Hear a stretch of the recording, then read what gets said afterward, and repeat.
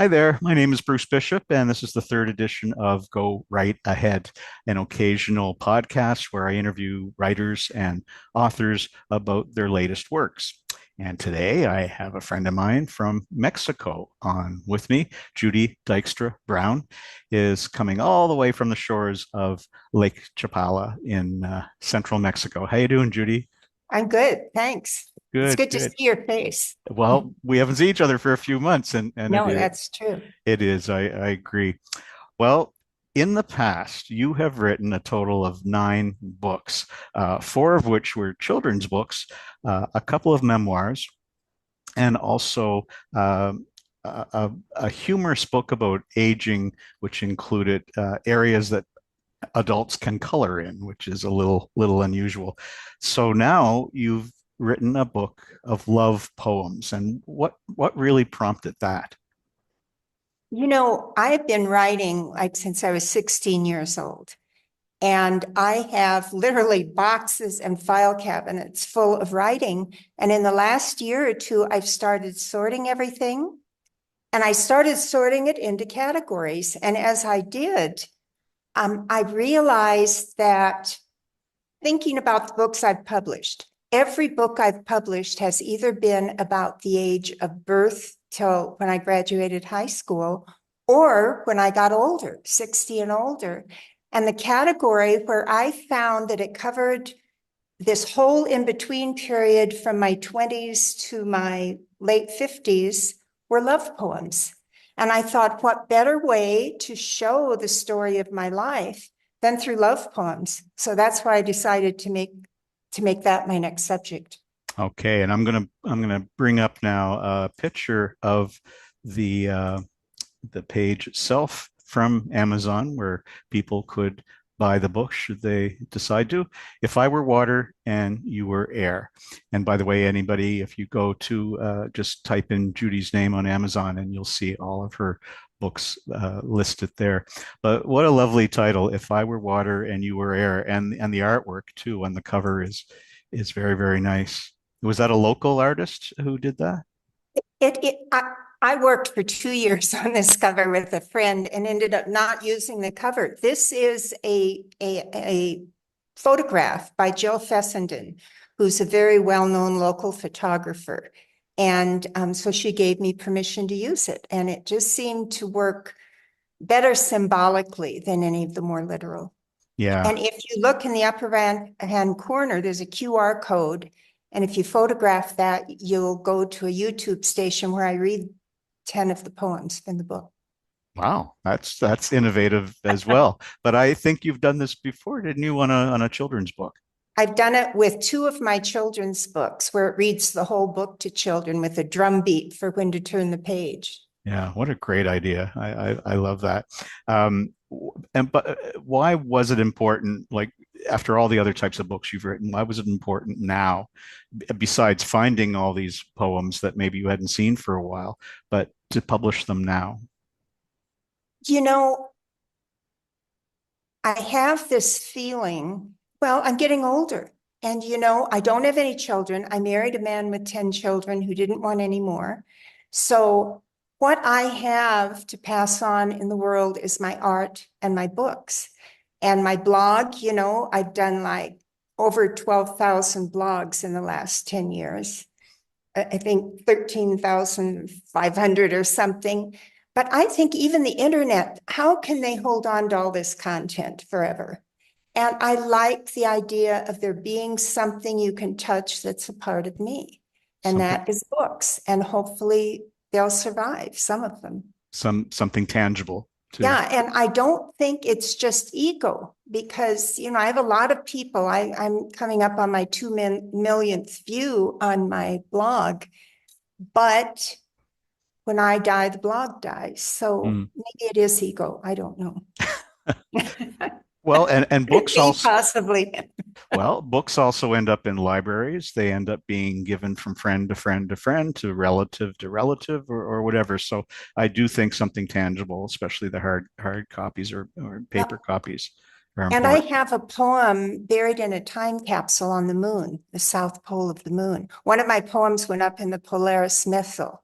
to be buried as part of an account of Earth's culture. Oh So my gosh. Well, isn't that funny? now you've conquered the universe, and I didn't even know I that know part it. of I know it. it. That blog business, blogs were incredibly popular, probably around the time that you started out with your first. What year was that, if you remember? And It you was said, 10 and a half years ago. So I think it was 2013. okay, wow, wow. And how many entries did you say? I wrote it down because I can never remember it. 12,300. That's incredible. Okay, It's ridiculous. here's a screenshot of what it looks like right now, September the 4th, 2025.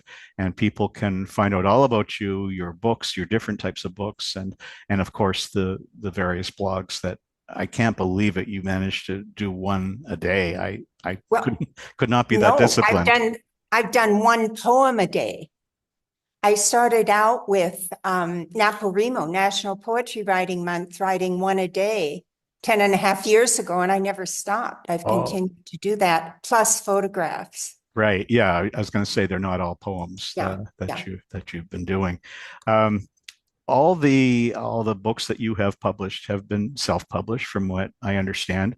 And have you ever thought of, or during all this time, have you ever thought of approaching a traditional publisher or getting a literary agent? I know a lot of us who self-publish, that's been a part of our journey, but Oh, and you're so good at that, and I'm so terrible. But my first book, um, Sock Talk, it was a children's picture book, and HarperCollins was going to publish it. Their lead acquisitions editor loved the book and was very enthusiastic, and we were, making all the plans.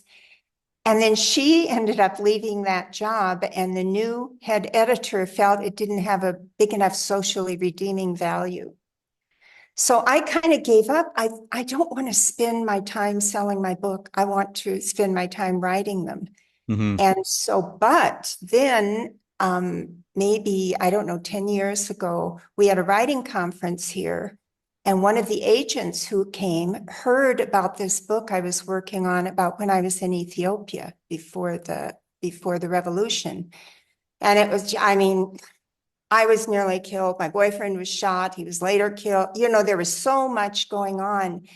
And we talked. She asked to have lunch with me, and we talked the whole lunchtime about it. And she said, give me a rain check on that book when you finish it. So that just occurred to me when you asked me that question. And Mm. I thought, if I can figure out what her name is, Yeah. maybe I will do it the regular way this next book. Or even if she's still in that position, because again, Yeah. people change so much. In fact, after we finish this little chat today, you might want to look at, where did I put it, on Facebook today?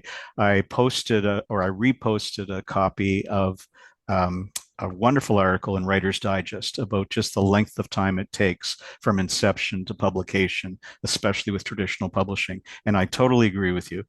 I can't wait around for 3.5 years to see if it even comes out. And even then, if it's going to be marketed properly and sold. So that's the reason, one of the reasons why I self-publish, but I can also get where you're at. Have you found it difficult, the process of self-publishing, or have you kind of found that sweet spot? No, I really don't. I did the first few just totally by myself. Now I have just a miracle man in Guadalajara. His name is Art Nelson. And he formats it for me. And it's gotten so I used to, deal with all the editing of the photographs and everything. He does all of that. Another incredible man who does my covers. I mean, I conceptualize them and he does them. So I just have some, and with the children's books, they're all set to music. And so I have someone else who has written, several people who have written music, another woman who records the music. And it's just, I love the collaboration with people who are so wonderful, such as yourself. Well, It's really and great. it's amazing. Well, again, after living where you are for over 20 years, but it's so terrific that you've been able to find that little community of other artists and writers and the people behind the scenes. They're Yeah, invaluable. yeah, They're absolutely. absolutely invaluable. Um, the oh yes, I was just going to ask you about your background because you were born and raised in the American Midwest. Was it Yeah, Wyoming? South Dakota. South Dakota. Okay. And then you made the decision to move to another country, to move to Mexico over 20 years Well, ago. first I moved to Australia. Oh, Then I backpacked through Southeast Asia, and then I moved to Africa, where I lived for a year and a half. I remember you telling me Back the to African Wyoming, stories. Yeah. California, and Mexico. Yeah. Okay. But now this is your home. Yes. Mexico is your home, central Mexico, near Guadalajara. And with everything that's happening in the world at the moment, are you happy you made that choice? So happy I made this choice. I will die here. I don't know how soon, but my housekeeper's already told me if when I need them, her family will move in with me. And I found a family down here. I have one for full family in the States, but we were spread all across the nation, Right. and I love Mexico. Mm, yeah. I think I've been bitten as well after Oh, several good, good. after several trips over the years. I love Mexico and I'm looking forward to coming back uh, later this year. What's next in your agenda, writing wise? What's going on? Okay, I have two books in the works now. One children's book called Fish Feet. And there's someone who would like to make that into a video. I don't know if she'll be able to. She's just graduated from film school, but it'll be fun to hand it over to her. And it's just finishing illustration now. And then I have rented a house in Quintana Roo, and I am going to go someplace where I know no one, have no other obligations, and I'm going to finish this Africa book Oh, because good. so many things have come up lately with that are so coincidental and unbelievable that I figure it's time for me to do it. I've been working on it for what, 50 years. Yeah. I mean, when you told me some of the details about the Ethiopia part of your life or that journey, as you know, I was blown away, and I thought that's something that I think is quite commercially viable, where people would really like to to read it. So more power to you on that one. Yeah, I hope. It's become easier lately. For a while it was hard, but we will see. I'm going to make my best effort. Okay. Well, if you need a developmental editor or somebody to sort of read an early draft and give some feedback, I'd love to do that. I would be glad to. Yes, Okay, love to great. have you read it. I'm enjoying reading. I'm still reading Uncommon Sons. Oh, okay. I just take it down to the hammock where I have, well, the cats come and read it with me, but Oh, okay. And by the way, folks, Uncommon Sons is my second book. So, yes, yes. okay. I love your books. I've got a true fan in central Mexico. Judy, thanks so much for talking to me today, and I'll let you know when this little video will be up. And folks, the links to Judy's books again will be on the video, so take note of that. Thanks again, and we will chat soon. Thanks, Bruce. It was wonderful talking to you, and I appreciate your interviewing. Okay, just stay on the Okay, line. Stay on the line I for will. just a second, and I'll say goodbye to everybody else.